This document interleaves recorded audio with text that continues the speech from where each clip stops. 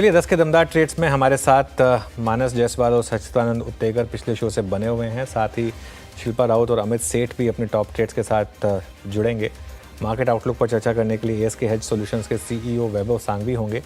Technicals पर बात करेंगे जेएम फाइनेंशियल सर्विसेज के director head of research Rahul Sharma से। और तिमाही नतीजों पर चर्चा के लिए आईडीएफसी फर्स्ट बैंक के सीईओ सुधांशु जैन जुड़ेंगे। तो शो में बहुत कुछ लाइंड अप है, तो हम फटाफट एक क्विक आपको मार्केट का रुख बताते हैं, उसके बाद आगे बढ़ेंगे। मार्केट में बहुत शानदार मोमेंटम, निफ्टी अब करीब 200 पॉइंट ऊपर और बैंक निफ्टी करीब अब 650 पॉइंट ऊपर। इस समय का स्टॉक ऑफ द मोमेंट जो वीरू ने स्पॉट किया, एसआरएफ वापस 3000 के ऊपर निकलता हुआ, शानदार मोमेंटम इस समय स्टॉक में। उसके अलावा अगर आप सुबह से अगर मूव्स देखेंगे अच्छे, तो उनमें सबसे शानदार मूव्स रहे रिलायंस में 3%, 3.5% इनफैक्ट रिलायंस ऊपर अब ये मार्केट को सबसे ज़्यादा सपोर्ट करता हुआ। एचडीएफसी बैंक, आईसीआईसीआई बैंक, इनका अच्छा सपोर्ट मिलता हुआ। एचएएल आज सुबह चैनल पर पहला क्विक सिंगल लिया गया, वहाँ अच्छी रैली। लुपिन सबसे पहली स्पॉटिंग इस पर हुई, लुपिन यहाँ पर अच्छा मोमेंटम। एनसीसी, सीडीएसएल, आईजीएल काफ़ी स्टॉक्स हैं। पीएसयू बैंक्स में बहुत शानदार मोमेंटम आ रहा है। तो ये आज के clearly some big outperformers. कुछ स्टॉक्स हैं जहां पर डाउनटिक भी है, लेकिन श्रीराम फाइनेंस, एल&टी फाइनेंस दोनों करीब 7% नीचे। और आज आईटी में अच्छी खासी गिरावट है। टेक महिंद्रा, एचसीएल टेक, कोफोर्ज, परसिस्टेंट, एम्फेसिस। तो अगर एक इंडेक्स आज थोड़ा वीक है तो वो है इस समय निफ्टी आईटी। वीरू जी, चलिए अभी काम करते हैं, ट्रेड्स पिक करते हैं फटाफट। अमित सेठ, शिल्पा राव जी फ्रेश पर्सपेक्टिव लेके जुड़ चुके हैं। अमित जी गुड मॉर्निंग, आपके ट्रेड्स इस वक्त के दो। जी good morning Viren ji, good morning Anuj ji and everybody on the panel.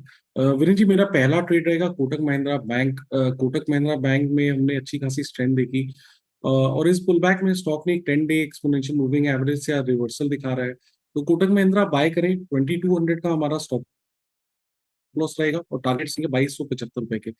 दूसरा स्टॉक जो मेरे को पसंद आ रहा है that is Bharat electronics limited. Recently हमने यहाँ पे भी एक अच्छा खासा रनअप देखा था और जो पुल बैक आया है सब ट्रेंड में दैट हैज हॉल्टेड एट 20 डेमा और वहां से स्टॉक वापस रिगेन करके अपवर्ड ट्रैक्शन की तरफ जा रहा है। इट हैज क्रॉस 10 डेमा ऑल्सो। तो 300 का स्टॉप लॉस रहेगा और 315 के टारगेट्स रहेंगे बीईएल में। ओके, बीईएल में एक अच्छा मूव और कोटक महिंद्रा बैंक में अच्छा मूव। तो दो बाय ट्रेड्स अमित जी की तरफ से। शिल्पा जी गुड मॉर्निंग। शिल्पा जी बताइए आप क्या पिक कर रहे हैं इस समय? Good morning everyone. मेरे भी दो बाई ट्रेड्स रहेंगे। पहला रहेगा बीपीसीएल में। बीपीसीएल यहाँ पे मुझे लगता है 315 से लेके 325 के लेवल्स के लिए तैयार है। यहाँ पे स्टॉप लॉस 290 का मेंटेन करना चाहिए। तो यहाँ पे आप 325 लेवल्स के लिए इसमें लॉन्ग बने रह सकते हैं। किसी को ऑप्शंस के थ्रू ट्रेड करना है तो 310 का कॉल ऑप्शन जो रफली यहाँ पे 8 रुपए 80 पैसे में ट्रेड कर रहा है, आप इसमें भी पार्टिसिपेट कर सकते हैं। स्टॉप लॉस आप यहाँ पे 5 रुपए का मेंटेन कीजिए and look for targets of 13 से लेके 18। मेरा दूसरा बाय रहेगा डीएलएफ में। डीएलएफ भी एक बॉटम से एक अच्छा खासा स्ट्रेंथ दिखा रहा है। जब तक ये 650 के ऊपर है, इसमें स्ट्रेंथ है कि ये 685 से लेके 700 720 के लेवल्स के लिए भी अपसाइड मूव दे सकता है। तो यहाँ पे 650 के स्टॉप लॉस से डीएलएफ में बाय कीजिए। किसी को ऑप्शंस के थ्रू ट्रेड लेना है तो 670 का कॉल ऑप्शन जो रफली यहाँ पे 25 रुपए के अराउंड ट्रेड कर रहा है, आप इसमें भी पार्टिसिपेट कर सकते हैं। स्टॉप लॉस 18 रुपए का मेंटेन कीजिए and look for targets of 33 से लेके 40। ओके, तो यहाँ पे दो ट्रेड्स शिल्पा जी के। सचिन आप क्या पिक कर रहे हैं इस वक्त के दो ट्रेड्स?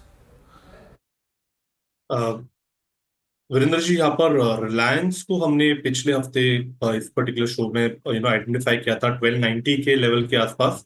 1360 का हमने एक टारगेट आइडेंटिफाई किया था। एंड जिस तरीके से अभी भी स्ट्रक्चर है, मुझे लग रहा है ये यहाँ पर टारगेट रिवीजन होना चाहिए, पोजीशंस को रिटेन करना चाहिए। डिस्क्लोजर होगा कि हमने हमारे क्लाइंट्स को भी ये रिकमेंडेशन दी है। हमारा ऑनगोइंग ऑलरेडी ट्रेड यहाँ पर एक्टिव है। तो मुझे लग रहा है ये स्ट्रक्चर काफी इंटरेस्टिंग जंक्शन पे है। जो ब्रेकआउट की एक्सपेक्टेशन थी वो ब्रेकआउट काफी अच्छी तरह हो चुका है।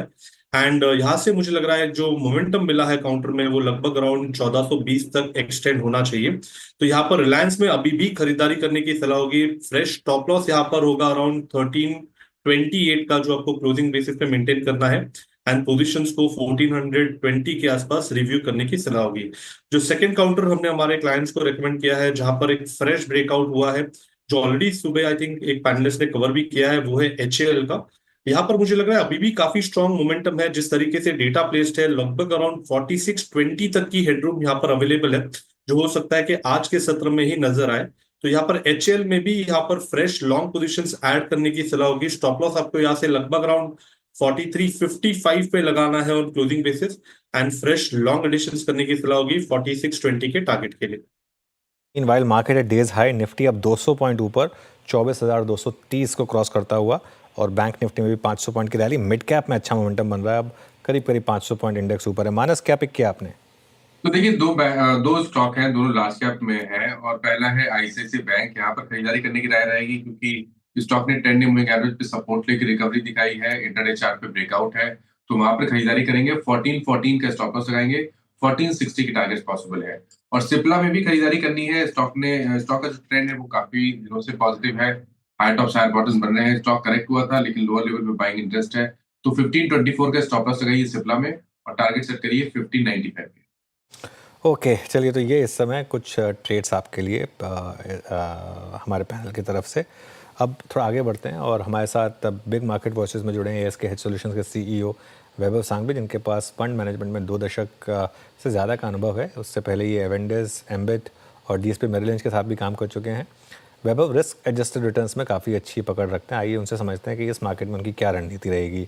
वैभव जी, गुड मॉर्निंग। मार्केट ने बहुत कुछ झेला है पिछले 6 महीने में, ख़राब अर्निंग्स, जियो पॉलिटिक्स, टैरिफ, ये सब, लेकिन अगर देखा जाए तो वो बहुत ज़्यादा ख़राब आउटकम रहा नहीं अब तक। क्या मार्केट में अब स्ट्रेंथ लौटती हुई दिख रही है आपको, और आपका अब ओवरऑल नज़रिया क्या रहेगा? See, I think जैसे आपने कहा Ranoj, I think last 6 months में काफी टर्मोइल along with volatility भी रही है। Of course काफी अलग अलग कारण थे at every given point in time। Starting from say अक्टूबर, जहाँ अर्निंग्स वीक होने की संभावना थी, चाइना में रीएलोकेशन ऑफ फ्लोज था, पर में ट्रम्प इलेक्शन थे और उसके बाद उनकी पॉलिसीज भी थी। सो हर एक टाइम पे नई पॉलिसीज, नए मेजर्स, नए वेरिएबल्स आके मार्केट को हिट किए हैं, एंड दैट इज वाई हम देखें कि ओवरऑल रिस्क ऑफ सेंटिमेंट हुआ था लास्ट 6 महीने में। Going forward, of course, while we don't know कि फ्रॉम अ जियोपॉलिटिक्स स्टैंड क्या होगा, बट अगर हम बाजू में रख के अगर देखते हैं from an economic stand point, और जहाँ से अगर सरकार का नजरिया देखे पॉलिसी, इंक्रीमेंटल पॉलिसीज को लेके, तो बोथ मॉनेटरी साइड और फिस्कल साइड अगर हम देखें तो काफ़ी एक बूस्ट है towards consumption. Of course GDP अगर हम देखते हैं तो इन्वेस्टमेंट्स पहले से ही प्लेस में था। After tax rebates, welfare schemes and monetary stimulus, हमें लगता है कि कंजम्पशन काफ़ी अच्छा बूस्ट होगा over the next 12 to 24 months। So on an overall basis GDP को थोड़ा मोमेंटम आ सकता है, और probably second half of FY26 में हम अर्निंग्स की रिकवरी भी दिख सकते हैं। काफ़ी समय से लोगों का व्यू था कि बैंक्स, खासतौर से लार्ज बैंक्स, बहुत अच्छी पोजीशन में थे। काफ़ी पेशेंस टेस्ट की उन्होंने, लेकिन अब हमने एक बहुत शानदार मूव देखना शुरू किया है HDFC बैंक और ICICI बैंक में, कोटक महिंद्रा बैंक में। इसके क्या फैक्टर रहे हैं? क्या ये मार्केट सेंस कर रहा है कि अब FIS भी वापसी कर रहे हैं? क्या अर्निंग्स का सपोर्ट मिलने वाला है? ये क्या रीज़न रहा इस इतने बड़े ब्रेकआउट का, और यहाँ पर आपका व्यू क्या होगा प्राइवेट बैंक्स पर, लार्ज प्राइवेट बैंक्स पर? तो अनुज, 2 थिंग्स, वन एक फंडामेंटल रीजन देख लेते हैं और दूसरा टेक्निकल भी देख लेते हैं। तो फंडामेंटल के हिसाब से अगर हम एक एक्सपेक्टेशन था कि अगर समझो ओवरऑल रेपो रेट डिक्रीज होती है तो देयर इज अ पॉसिबिलिटी कि शॉर्टर टर्म निम्स में थोड़ा प्रेशर आ सकता है। But what has happened is basically कि जिस हिसाब से मॉनेटरी पॉलिसी अकोमोडेटिव जो स्टैंस चेंज किया है from neutral to accommodative along with liquidity, durable liquidity, so हमें लगता है कि एक क्लियर पाथवे है for banks to reduce rates on the deposits as well. तो अगर हमने देखा लास्ट मंथ में तो deposit rates, saving bank account rates सब रिड्यूस हुए हैं, which has given some amount of cushion to the margin. So जितना एक्सपेक्टेशन था कि मार्जिन्स डिटीरियोरेट होंगे वो नहीं हो रहे हैं। सेकेंडली, जिस हिसाब से रिस्क वेटेज डिक्रीज किए हैं, हमें लगता है कि अनसिक्योर्ड लोन प्रोपोर्शनली अभी यहाँ से ग्रो ज्यादा होनी चाहिए, which again is a good margin tailwind as well going forward. So जितना पहले एस्टिमेट कर रहे थे कि अर्निंग्स में डिटीरियोरेशन आ सकती है इन टाइट लिक्विडिटी एनवायरनमेंट, वो नहीं दिख रहा है, और इसीलिए फंडामेंटल के हिसाब से थोड़ा मोमेंटम उसमें आ रहा है। Secondly, from technical side, of course अगर एफपीआई को इन्वेस्ट करना है इंडिया में, तो सबसे पहले because of the MSCI weight जहाँ 30% in the within MSCI India is more than banking and financials, तो सबसे पहले अगर इन्वेस्ट करते हैं तो डेफिनेटली ये स्पेस में हम निवेश देख सकते हैं। साथ ही साथ अगर जब फंडामेंटल साथ में हो तो श्योरली वो ब्रेकआउट पैटर्न बन सकता है और from a technical stand point. So overall private banks on a medium term basis I think ठीक ही लग रहे हैं। अच्छा वैभव जी नमस्कार, वीरेंद्र बोल रहा हूँ। सीधे बैंक से मैं कुछ कमोडिटीज़ की तरफ रुख करना चाहूँगा और कंस्ट्रक्शन इंफ्रास्ट्रक्चर से इसका बहुत स्ट्रॉन्ग सरोकार है। इस वक्त अगर हम सीमेंट स्पेस को देखें और लास्ट रिपोर्टेड नंबर्स में अल्ट्राटेक सीमेंट ने काफ़ी शार्प नंबर पेश किए थे और ये पहला सीमेंट स्टॉक जो कि ऑल टाइम हाई ट्रैजेक्टरी पे है। सीमेंट को आप इस वक्त कैसे रीड कर रहे हैं, क्या व्यू है सीमेंट स्पेस पे आपका इस वक्त? सीमेंट स्पेस पे व्यू पॉजिटिव है और खास करके not only from a volume growth perspective, लेकिन जिस हिसाब से प्राइस इंक्रीज ली हुई हैं और सस्टेन हो रही हैं प्राइस इंक्रीज, हमें लगता है कि नॉट ओनली दिस क्वार्टर जहां हम पॉजिटिव नतीजे भी देख सकते हैं from an EBITDA per ton perspective, but going forward as well because of the price increase ये मोमेंटम कंटिन्यूड रहेगा। Secondly, from raw material prices also हमें लगता है कि वो थोड़ा टेलविंड आ सकता है, specially in the petcoke side. So overall sector ठीक लग रहा है, डिफेंसिव है, डोमेस्टिक ओरिएंटेड है, which is where we do think कि ये ग्लोबल टर्मोइल से थोड़ा हटके है, इसलिए ये probably from a portfolio perspective even after the rally जो हुई है ये मोमेंटम बरकरार रह सकता है इसमें। ओके, सीमेंट पे एक स्ट्रॉन्ग कंस्ट्रक्टिव व्यू है। अब आते हैं एक दो और ऐसी पॉकेट्स पे जिन्होंने एक्सट्रीम कॉन्फिडेंस शो किया है। वैभव जी, रेट कटने का और उसका ट्रांसमिशन जो है, ये प्रक्रिया पिछले 1.5 महीने में काफ़ी शार्प रही है। रियल स्टेट पे, HFCs पे, हाउसिंग फाइनेंस कंपनीज पर और इनफैक्ट रियल स्टेट एंसिलरी, इन तीनों बास्केट्स पे इसका मूव और इसका इम्पैक्ट विजिबल है। आप इन तीनों में से कौन सी कैटेगरी पे ज़्यादा पॉजिटिव हैं? सीधे रियल स्टेट पे, रियल स्टेट एंसिलरी पे या फिर HFCs पे? कि अगर ये तीनों सेक्टर देखें तो one HFCs is more constructive. Real estate में प्राइसिंग में हमें लगता है कि थोड़ा कैप आ सकता है purely because of the supply possibility which can come over. Secondly, real estate building materials भी सेक्टर हैं जहां आप देख सकते हैं प्योरली बिकॉज लास्ट 3 साल में अगर हम देखें तो काफ़ी इन्वेंट्री बिकी हुई है। सो इन दैट परस्पेक्टिव अगर फ्लैट्स बिके हैं, इन्वेंट्री एब्जॉर्ब हुई हैं, तो subsequent building materials in terms of woods, laminates और the whole ecosystem is something which can be termed as positive. But फिलहाल अगर इजी प्ले चाहिए तो HFCs is a play to be in because उनके भी कॉस्ट ऑफ फंडिंग डिक्रीज होंगे, of course उनको भी ट्रेड ट्रांसमिट करना है, बट ओवरऑल गतिविधि बढ़ सकती हैं from an overall sectoral perspective. Okay, चलिए, तो ये बात हो गई कुछ और सेक्टर्स पर। इस बार का जो सबसे इंटरेस्टिंग मार्केट रिएक्शन था वैभव जी, वो था IT पर। शायद शॉर्ट पोजीशन कुछ बहुत ज़्यादा ही हो गई थी, इस वजह से ख़राब नंबर पर भी स्टॉक चले, लेकिन ओवरऑल अभी भी इनहेरेंट स्ट्रेंथ नहीं है और अभी भी रिस्क है काफ़ी हद तक। जो US कंपनी की कमेंट्री आ रही है, प्रॉक्टर एंड गैम्बल भी बोल रहा है कि इस साल हमारे ऊपर काफ़ी इम्पैक्ट आने वाला है, तो क्या IT इस साल अंडर परफॉर्म करेगा यहाँ से भी? जी, आई थिंक अनुज, सबसे बिगेस्ट वरी यहाँ यही थी कि बिकॉज ऑफ ग्लोबली जो टैरिफ्स का दौर रहा है the last 1 month in terms of announcement, the expectation ये है कि काफ़ी कंट्रीज में पॉसिबली रिसेशन और probably even very rapid decrease in terms of economic growth भी हो सकता है। नाउ जब ऐसा एनवायरनमेंट होता है तो जनरल डिस्क्रेशनरी स्पेंड सबसे पहला हिट लेता है generally from an IT perspective. Of course the quarterly results have not been encouraging, but खास करके ये ध्यान रखना है कि ये सेक्टर काफ़ी करेक्ट हो चुका है from the top levels. In fact the free cash flow yield अगर हम देखते हैं तो काफ़ी अट्रैक्टिव भी लग रहे हैं।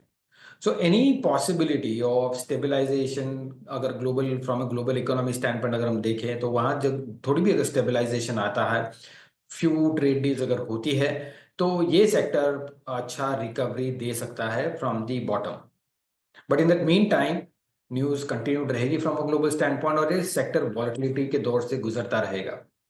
बट अगर वैल्यूएशन देखें तो कंफर्ट थोड़ा बैठ रहा है ये पूरे सेक्टर में। सो ये पेशेंस प्ले है जो आप वॉलेटिलिटी अगर डाइजेस्ट कर सके तो can be looked at lower levels.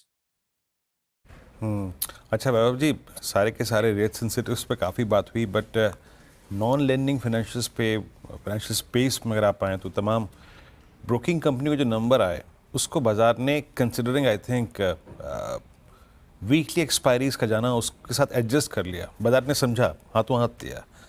ये पूरे एक्सचेंजेस की कैटेगरी में आप लोग क्या कर रहे हैं? एक्सचेंजेस पे, डिपॉजिटरीज पे और जितने भी house broking houses and stocks पे क्या अप्रोच लिया है इस प्राइस पे आपने? तो Virendra, I think financial services की बात करते हैं और खास करके कैपिटल मार्केट एक्सपोजर की बात करते हैं तो ऑफ कोर्स ये जो लास्ट 2-3 महीने में 4 महीने में जो हुआ है, आई थिंक उसका थोड़ा असर पड़ा है। अर्निंग्स डाउनग्रेड होने चालू हुई हैं मेरे हिसाब से अभी, और थोड़ा थोड़ा वेट करके स्टेबलाइजेशन देखना चाहिए कि जिस हिसाब से वॉल्यूम बैठ रहा है या डीमैट अकाउंट खुल रहे हैं या ब्रोकिंग अकाउंट्स खुल रहे हैं, तो वो एक बार सब वेरिएबल्स अगर स्टेडी होते हैं तो बाद में ये स्पेस को ध्यान रख सकते हैं। But at this point in time वो भी वॉलेटिलिटी के दौर से गुजर रहा है और कंटिन्यूड रहेगा थोड़ा turbulence at least for the shorter term.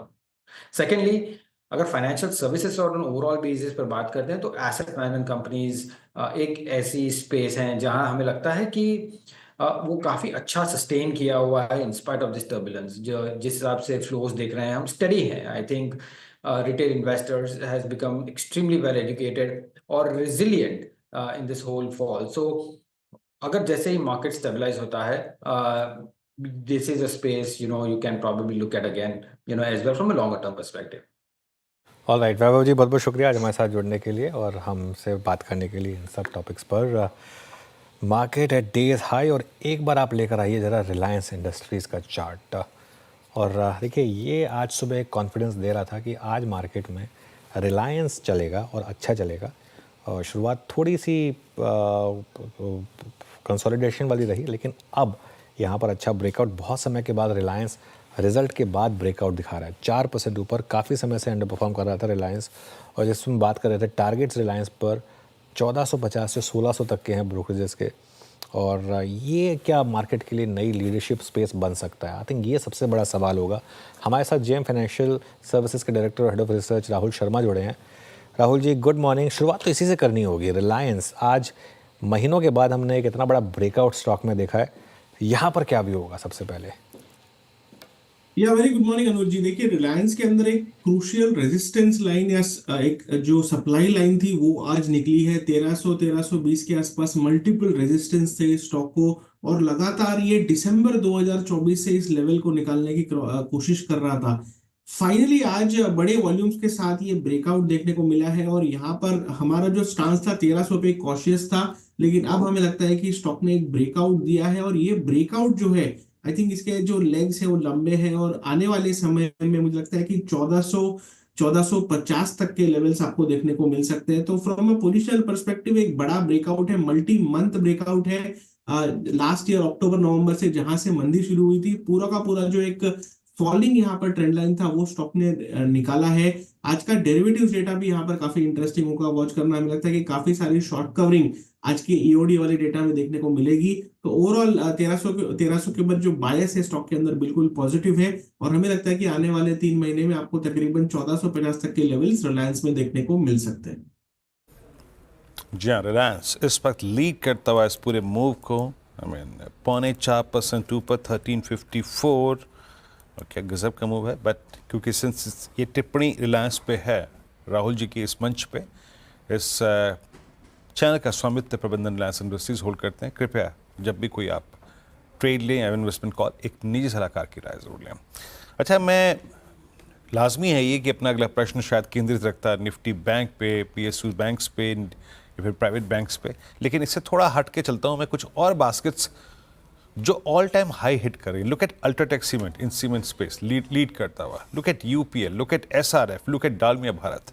Cement और केमिकल्स, ये दो बास्केट्स अच्छा करते हुए, इन दोनों बास्केट्स पे आपका टेक क्या, प्रिफर्ड क्या है आपका यहाँ पे इस वक्त?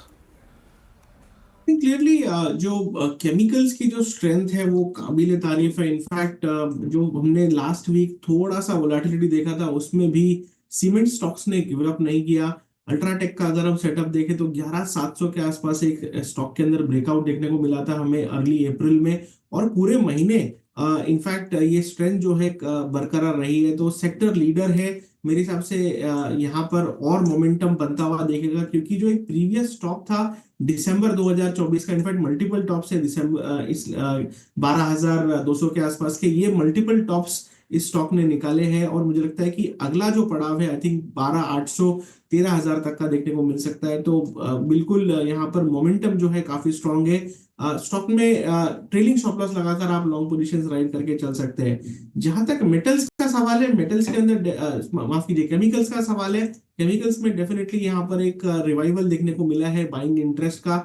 एसआरएफ का इंडिविजुअल सेटअप अगर हम देखें तो यहाँ पर एक मल्टीपल एक डबल टॉप का ब्रेकआउट है जो कि 3070 के आसपास आता हुआ दिख सकता है। सूनर देन लेटर हमें लगता है कि ये ब्रेकआउट आता हुआ दिखेगा, तो प्रीएम्प्टिवली आप यहाँ पर कॉल ऑप्शंस लेके चल सकते हैं। महीने का शुरुआत है तो एक टाइम वैल्यू भी आपको अच्छा मिलेगा। और हमें लगता है कि ओवरऑल केमिकल्स के अंदर जो एक प्रीवियस मंथ से खास करके टैरिफ्स के बाद से जो एक मोमेंटम शुरू हुआ है, हमें लगता है कि मई सीरीज में भी ये कंटिन्यू होता हुआ दिखेगा। तो मेटल्स में यहाँ पर माफ कीजिए केमिकल्स में यहाँ पर ध्यान बिल्कुल पॉजिटिव है, और ओवरऑल यहाँ पर लॉन्ग पोजीशन बना के चल सकते हैं। एक आखिरी सवाल, अब निफ्टी और बैंक निफ्टी पर क्या व्यू बन रहा है राहुल जी? जी हाँ, बैंक निफ्टी इनफैक्ट काफी मजबूत है, पूरे मार्केट को लीड कर रहा है। निफ्टी से पहले इसने एक नया हाई लगाया है, और लास्ट वीक का जो एक डिप आया था वो आज देखकर लग रहा है कि पूरी तरह बाइन हो गया है। इनफैक्ट डेली चार्ट पर अगर हम देखें और यहाँ पर की भी क्लोज आती है तो एक बुलिश एनगल्फिंग कैंडल बनेगा बैंक निफ्टी के अंदर डेली चार्ट्स के ऊपर। तो मैं सरप्राइज नहीं रहूंगा कि आने वाले समय में अगर जियोपॉलिटिकल सिचुएशन इंडिया की खराब नहीं होती है, मुझे लगता है कि 57,500 तक का लेवल आपको बैंक निफ्टी में देखने को मिल सकता है। पीएसयू बैंक स्ट्रांग है, प्राइवेट बैंक्स में भी एक तरह से बाइंग देखने को मिल रही है। तो ओवरऑल ऑलराउंड एक तरह से बूस्ट है बैंक निफ्टी को, और कहीं ना कहीं हमें लगता है कि ये जो लीडरशिप है ये और भी समय तक कंटिन्यू होते हुए दिख सकती है। तो बैंक्स में हमारा व्यू पॉजिटिव है, काफी समय तक ओवरवेट रहे बैंक्स के अंदर, और लगता है कि यहाँ पर वापस एक मार्केट मौका दे रहा है आपको डिप में खरीदारी करने का बैंक निफ्टी में। ये बहुत बहुत शुक्रिया राहुल जी हमारे साथ बात करने के लिए। आगे बढ़ते हैं अब हमारे साथ अब आईडीएफसी फर्स्ट बैंक के नंबर्स का एनालिसिस करने के लिए बैंक के सीएफओ सुधांशु जैन जुड़े हैं। सुधांशु जी गुड मॉर्निंग। आपके मतलब पोटेंशियल काफ़ी रहा है आपके बैंक में हमेशा, लेकिन कभी नंबर्स पर आप डिलीवर नहीं कर पा रहे हैं। इस बार भी आपका प्रॉफिट गिरा है यहाँ पर। इस बार क्या दिक्कत रही और कैसा आउटलुक लग रहा है आपको यहाँ से? First of all good morning Anuj, सभी दर्शकों को गुड मॉर्निंग। नंबर्स थोड़े म्यूटेड है, बट हमने थोड़ा गाइड भी किया था कि हमारे पास एमएफआई बुक है जो हम कंसिस्टेंटली नीचे गिराते जा रहे हैं, वो कम होते जा रही है, बट उसका पेन अभी आ रहा है बुक्स पे। अगर आप लास्ट 1-2 क्वार्टर्स भी देखेंगे तो हमने यही कॉल आउट किया है कि एमएफआई में थोड़ा स्ट्रेस है, बट गुड पार्ट ये है कि हमने उस बुक को 6.6% से अभी 4% पे ले आए हैं, तो उसके कारण हमारा टॉप लाइन इम्पैक्ट हो रहा है। हमने ये भी गाइड किया था कि हमारे क्रेडिट कॉस्ट थोड़े एलिवेटेड रहेंगे Q4 में, और वैसे ही हुआ है। बट आगे चल के हमारा अनुमान है कि प्रॉफिट्स क्वार्टर ऑन क्वार्टर गिरेंगे, बिकॉज ये एमएफआई का इम्पैक्ट कम होते जाएगा क्वार्टर ऑन क्वार्टर। तो हमने एक और डेटा पॉइंट दिया इन्वेस्टर प्रेजेंटेशन में, अगर आप एमएफआई छोड़ के देखें तो हमारा कोर ऑपरेटिंग प्रॉफिट पूरे साल का 30% बढ़ा है, इवन Q4 अबाउट 20% बढ़ा है। तो ये इम्पैक्ट लार्जली एमएफआई के कारण आ रहा है। तो ये एमएफआई में दो पार्ट सवाल, एक तो आप कह रहे हैं कि आप थोड़ा सा कम कर रहे हैं इसको, ये कितना कम करेंगे, और काफ़ी जो टेलटेल साइन मिल रहे हैं कि शायद जो एमएफआई की प्रॉब्लम थी वो तो अब शायद सॉल्व होने वाली है, तो वहाँ से क्या अब और प्रेशर आना बंद हो जाएगा? सो अभी हम इस बुक को कॉशियसली मॉनिटर कर रहे हैं। हमारा अनुमान है कि एमएफआई बुक नेक्स्ट ईयर भी अबाउट 3% तक आ जाएगी। हम इस बुक को भी थिंग्स जब तक सेटल नहीं हो हम इसको वेरी कॉशियसली मॉनिटर करना चाहते हैं। बट हमारी ग्रोथ पे हमें कोई दिक्कत नहीं दिख रही, बिकॉज हमारी बहुत ही वाइड बेस्ड प्रोडक्ट सूट है। हम फिर भी गाइड कर रहे हैं कि हम 20% तक लोन बुक ग्रो कर सकेंगे। एंड ये MFI का इम्पैक्ट भी 1-2 क्वार्टर में काफी, मैं बोलूंगा इसका इम्पैक्ट कम होते जाएगा। सो H2 से आप लोग एक्सपेक्ट कर सकते हैं कि प्रॉफिटेबिलिटी काफी इंप्रूव होगी। इनफैक्ट हम पब्लिकली गाइड भी कर रहे हैं कि Q4 तक हम ROA अबाउट 1% तक वापस पहुंचना चाहेंगे। अच्छा सुधांशु जी, सिंस आप अपने सेविंग रेट्स बहुत एग्रेसिवली प्लेस्ड रखते हैं, अभी एग्जैक्टली आपका कासा कहाँ किस ट्रजेक्टरी में है, और दूसरी बात ये है अब आप क्या अपने सेविंग रेट्स आप काटने पे विचार कर रहे हैं, कितना बड़ा कट पॉसिबल है यहाँ पर आपका take? So just to give I think some push to your NIMs। सो अगर आप देखें तो हमारे निम्स इस क्वार्टर में अबाउट 5.95% आई है, जो पिछले क्वार्टर में 6.04 थी। हम जो गाइड कर रहे हैं कि Q4 से इनटू द नेक्स्ट ईयर हमारे निम्स कुछ 10 बिप्स कंप्रेस हो सकती है। इसके दो रीजंस हैं। एक है कि हमारी about 30% of the book repo linked book है and about 10% MCLR link book है। RBI ने रेपो रेट फरवरी में कम किया है, अप्रैल में कम किया है, अभी अनुमान है कि और थोड़ा 20-50 बिप्स हो सकता है। सो ये इम्पैक्ट आ रहा है, बट इसको हमने थोड़ा काउंटर करने के लिए हमने दो चीज कर रहे हैं। हमारी फंडिंग आती है फिक्स डिपॉजिट से और सेविंग्स डिपॉजिट से। फिक्स डिपॉजिट रेट्स जो हम पीक पे 790 पे ऑफर कर रहे थे मार्च में, वो हम ऑलरेडी उसको 7.25% पे लेके आ रहे हैं। सेविंग्स रेट भी हमने एक कट फरवरी में किया था, अभी हम थोड़ा और कर रहे हैं, लगभग 25 बिप्स उसमें भी कम होगी रेट्स। सो हमारा अनुमान है कि ये काफी हद तक काउंटर बैलेंस कर देगा। नियर टर्म प्रेशर आ सकता है निम पे, बट साल के एंड तक हमें लगता है कि निम्स वापस रिस्टोर हो जाएगी 5.95% पे।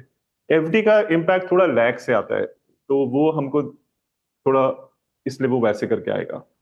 ओके, चलिए सुधांशु जी, बहुत बहुत शुक्रिया आज हमारे साथ बात करने के लिए, और आपको ऑल द बेस्ट इस फाइनेंशियल ईयर के लिए। Thank you.